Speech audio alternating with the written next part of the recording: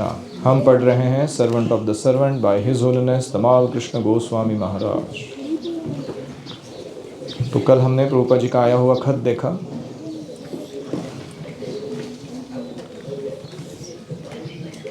8 सितंबर 1974 का।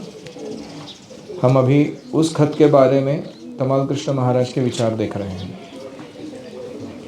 Srila प्रभुपाद's brief description of the personal ordeal he had passed through left me listless।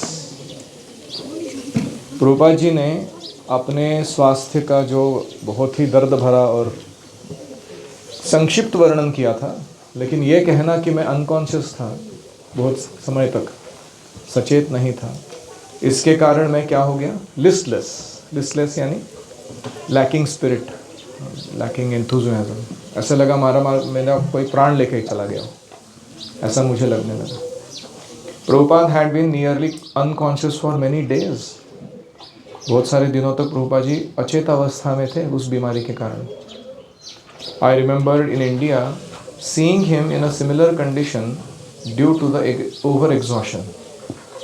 एक बार मुझे याद है भारत में भी मैंने देखा, अतिश्रम के कारण प्रभुपाद जी एक दिन के लिए ऐसे निश्चेष्ट यानी विदाउट कॉन्शियसनेस पड़े हुए थे। But Prabhupada had pass through that trial quickly. लेकिन वो जो प्रभुपाद जी का परीक्षा हुआ था उसमें से बहुत जल्द ही वो बाहर आ गए थे, रिकवरिंग इन वन नाइट। केवल एक रात में ही वो अच्छे बन चुके थे। And I recalled how in Los Angeles he had suffered from heat palpitations and severe coughing which plagued him for nearly a month। तो दूसरा बीमारी प्रभुपाद जी का कौन सा था? वो लॉस एंजलिस में हृदय में धड़धड़ होती थी, हार्ट पैल्पिटेशन और सीवियर कफिंग, बहुत खांसते थे प्रभुपाद जी, 1 महीने तक चला। Srila Prabhupada had said that his sufferings had been caused by a disturbance created by some of his most senior disciples। एक बार प्रभुपाद जी ये कहे थे कि मुझे ये जो शारीरिक तकलीफ होती है उसका एक मुख्य कारण है कि मेरे ही कुछ वरिष्ठ शिष्य जो हैं वो नियम पालन ठीक से नहीं कर रहे हैं, उसके कारण तकलीफ हो रही है। It was my conclusion that the problem was once again due to Srila Prabhupada's disciples।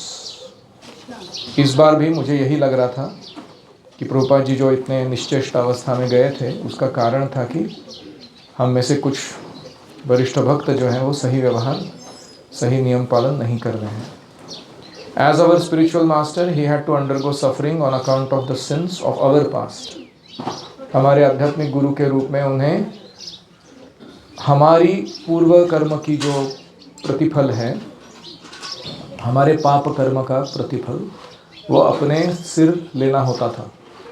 This was the sacrifice that pure devotees voluntarily undergo। एक ऐसा त्याग है जो शुद्ध भक्त खुद से अपनाते हैं। दूसरों के पाप कौन देगा अपने ऊपर, है कि नहीं? हमारे अपने ही पाप इतने बहुत ज़्यादा है कि हम और लेंगे तो कुछ पता नहीं क्या हो जाएगा हमारा। लेकिन आध्यात्मिक गुरु इतने शुद्ध हैं कि वो ऐसे त्याग करते हैं दूसरों को आध्यात्मिक जीवन में अच्छा मौका देने के लिए।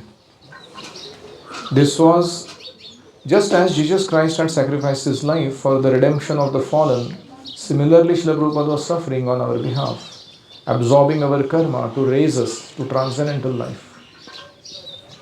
तो प्रभुपाद जी हमारे कर्म को लेते हुए ताकि हम आध्यात्मिक जीवन में ऊपर उठ सकें, जीसस क्राइस्ट के समान ही अपने फॉलोअर्स का कर्म पाप प्रभुपाद जी अपने ऊपर ले रहे थे। But as his disciples we should not be faithless or careless। शिष्य के रूप में हमारा कर्तव्य है कि हमें अश्रद्ध, फेथलेस और उदासीन, नियम पालन के मामले में गैर जिम्मेदार, कैलस नहीं बने रहना चाहिए। As so many of Jesus' followers had been। Jesus के खुद के अपने फॉलोअर्स ऐसे बन चुके थे आगे चल के। They disregarded his teachings। वो जीसस के शिक्षाओं को फॉलो नहीं करने लगे। Thinking that their contract with the Son, with Jesus, gave them the right to go on sinning। लोग ऐसा मानने लगे कि एक बार मैंने जीसस को बोल दिया कि मेरे सारे पाप तुम्हारे हैं, और मैं शरणागत हूँ, तो उसके बाद मैं कितने भी पाप करूँ वो सारे जीसस को ही ले लें। ऐसा सोचकर लोग क्या करने लगे थे, पापाचरण शुरू कर दिए थे। Such a mentality was never accepted in the eyes of God. भगवान की दृष्टि से ये मानसिकता ठीक नहीं है। Krishna would never be pleased with a disciple who took unfair advantage of his spiritual master's compassion. Krishna उस भक्त से कभी खुश नहीं होंगे जो अपने आध्यात्मिक गुरु के दया का दुरुपयोग करेगा। Initiation was a solemn promise to the part of both the guru and शिष्य। दीक्षा का अर्थ होता है कि दोनों वचन ले रहे हैं। गुरु वचन ले रहे हैं कि मैं इसका उद्धार करूंगा, शिष्य वचन ले रहा है कि मैं इनके आदेश पालन करके भक्ति की साधना को दृढ़ रखूंगा, शुद्ध रखूंगा अपने जीवन को। Although the spiritual master accepts the disciple, no matter how fallen his past may be, the disciple must at that point vow not to commit any further sins after being accepted by his spiritual master for initiation. तो हालांकि आध्यात्मिक गुरु कितना भी पतित क्यों ना हो, भक्त जो अभी दीक्षा लेने आया है उसने बहुत सारे पाप क्यों ना किए हो पहले, फिर भी उसे स्वीकार करते हैं। तो ऐसे ही जो शिष्य है उसको प्रण लेना चाहिए कि मैं इसके आगे अभी वापस पाप नहीं करूँगा। If later on he violates his commitment, it is the greatest travesty of the most sacred spiritual relationship. अगर ये भक्त ऐसा करता है तो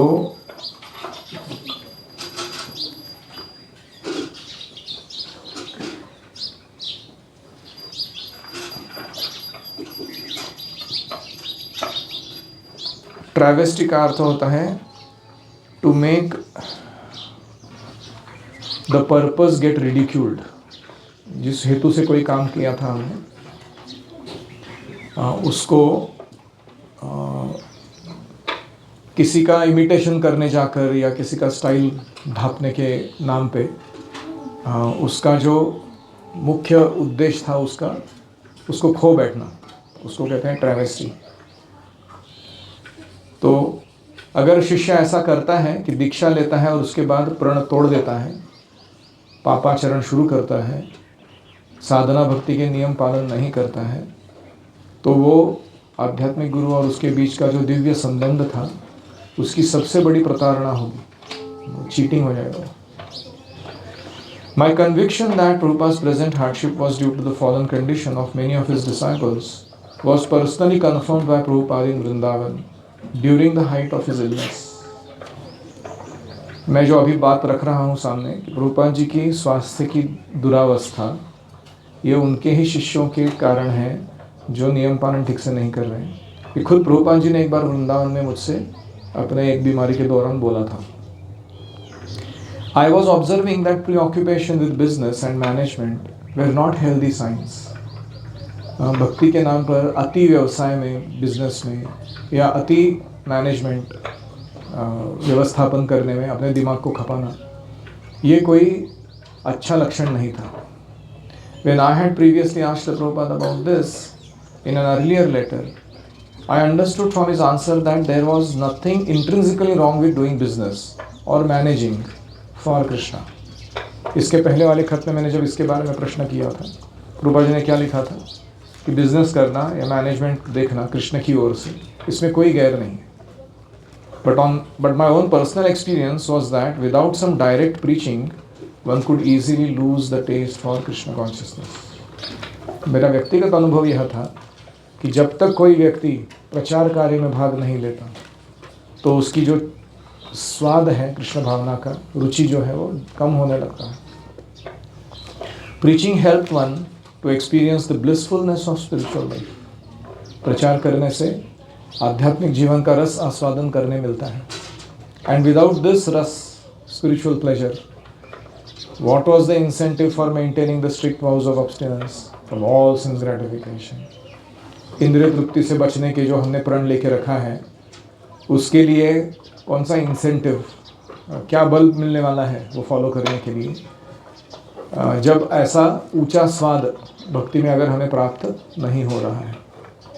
सरल भाषा में परम दृष्ट्वा निवर्तते, if you get higher taste you can give up lower taste. जीवन में अगर ऊंचा स्वाद मिलेगा तो आप जो निम्न स्वाद स्तर के स्वाद है उनको छोड़ सकते हैं। Our bhakti process recognize the necessity of satisfying the senses. भक्ति में हम इंद्रियों को तृप्ति देने की बात को मानते हैं कि इंद्रियों को अपनी एंजॉयमेंट ज़रूरी है। हम मायावादियों के जैसे, योगियों के जैसे सेंसेस के इंटरेस्ट को डिनाई करने के लिए नहीं बैठे हैं। हम उसको प्लेजर दे सकते हैं भक्ति के अंतर्गत। Krishna himself had advised Arjuna that merely repressing one's desires was not the true platform of renunciation. कि केवल इच्छाओं को मारते रहना अपनी, ये कोई संन्यास या त्याग या वैराग्य का मुख्य लक्षण नहीं है, अच्छा सत्य लक्षण नहीं है। There had to be a higher taste. एक विगत राग या विशेष रूपेण राग दोनों होना चाहिए ऊंचा स्वाद प्राप्त करके। If material desires were to vanish completely from the heart, और अगर भौतिक इच्छा को त्यागना है, हृदय में से मुक्त करना है अपने आप को भौतिक इच्छाओं से, तो हमें ऊंचा स्वाद मिलना ही होगा। Any reflections? हम अगर पाप करेंगे तो गुरु को जाता है, पाप का अगर हम पाप कृत्य करते हैं तो उसका जो रिएक्शन है वो हमारे गुरु को जाता है, तो हमें बहुत सावध रहना चाहिए। ऐसा कौन व्यक्ति है इस दुनिया में जो दूसरों के पाप अपने ऊपर ले? हमारे माता पिता तक नहीं करेंगे ऐसा। वाल्मीकि गए थे वाल्या, उसको जब नारद मुनि ने बोला तुम इतना पाप कर रहे हो, किसके लिए कर रहे हो? घर वालों के लिए कर रहे हो? जाके उनसे पूछो क्या वो ये पाप अपने सर लेने के लिए तैयार है क्या? जाके उन्हें हर एक व्यक्ति से पूछा, पत्नी से पूछा, बच्चों से पूछा, सबसे पूछा, माता पिता सबको पूछ के आए। सबने बोला नहीं नहीं वो तो तुम्हारा काम, हमको मेंटेन करना तुम्हारा जिम्मेदारी है, तुम्हारा पाप लेना हमारा जिम्मेदारी नहीं है। तब वाल्मीकि की आंखें खुल गई, बाप रे, मैं जिनके लिए ये कर रहा हूँ वो लोग इसके भागी बनने के लिए तैयार नहीं। तो क्यों आध्यात्मिक गुरु विशेष हैं? क्योंकि वो ऐसा कुछ कर रहे हैं हमारे लिए जो सबसे निकटवर्ती व्यक्ति भी नहीं करेंगे खुद। तो इसलिए हमें भी बड़ा सचेत रहना चाहिए और पाप नहीं करना चाहिए। उसमें बढ़ोतरी करेंगे, हमें मन में ये विचार हमेशा धारण करना चाहिए कि इससे मेरे गुरु जी को तकलीफ होगी, मैं नहीं करूँगा।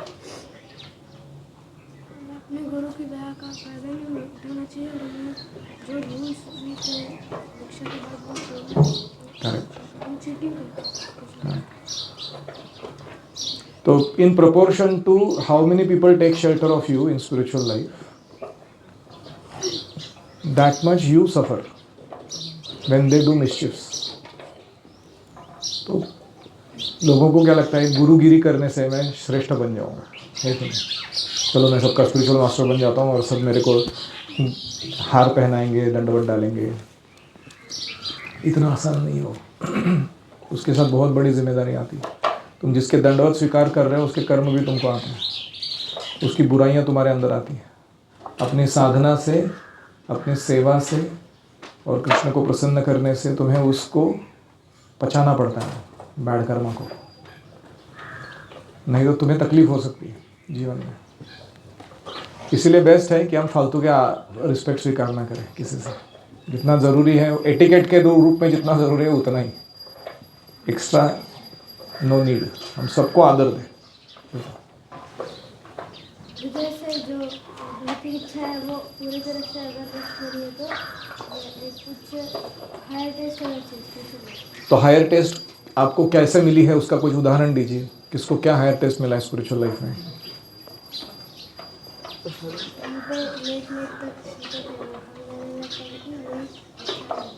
हाँ, पहले लेट नाइट तक सोते थे, अभी जल्दी सोना शुरू किया और जल्दी उठना शुरू किया, तो मंगल आरती में बड़ा रस आ रहा है सुबह उठने में। Prasad, higher taste, kirtan, no everybody else don't know higher taste, बाकी लोग क्या ऐसे ही बैठे ओके ना। बोल वैष्णव सॉन्ग्स भूल गया शायद वो। यस, जब रियलाइजेशन होता है तब रस आता है। कोई सत्य जो है ट्रुथ, वो कैसा ट्रू है वो समझ में आता है तो बड़ा रस आता है कि नहीं। यस, श्रील प्रभुपाद जी, हाँ प्रभुपाद जी के ग्रंथ पढ़ने में बड़ा रस आता है, मेरे को तो बहुत रस आता है। एक एक लाइन मतलब ऐसा लगता है कि वाह रसगुल्ला खिला रहा है कोई। यस, हाँ dancing kirtan, everyday hearing Srimad Bhagavat, everyday hearing Srimad Bhagavatam. जैसे ये प्रभुपाद जी के स्टोरीज पढ़ने। हाँ प्रभुपाद लीला पढ़ने में बड़ा रस आता है। किस किसको आता है? मेरे को बहुत अच्छा है। So we are getting some taste और इसीलिए हम टिके हैं यहाँ पर, है कि नहीं तो कौन ऐसे तपस्वी जीवन जीने के लिए राजी होएगा। ओम हरे कृष्णा कृष्णा कृष्णा हरे हरे, हरे राम राम राम हरे हरे, हरि ओम तत्सत। श्रील प्रभुपाद की जय।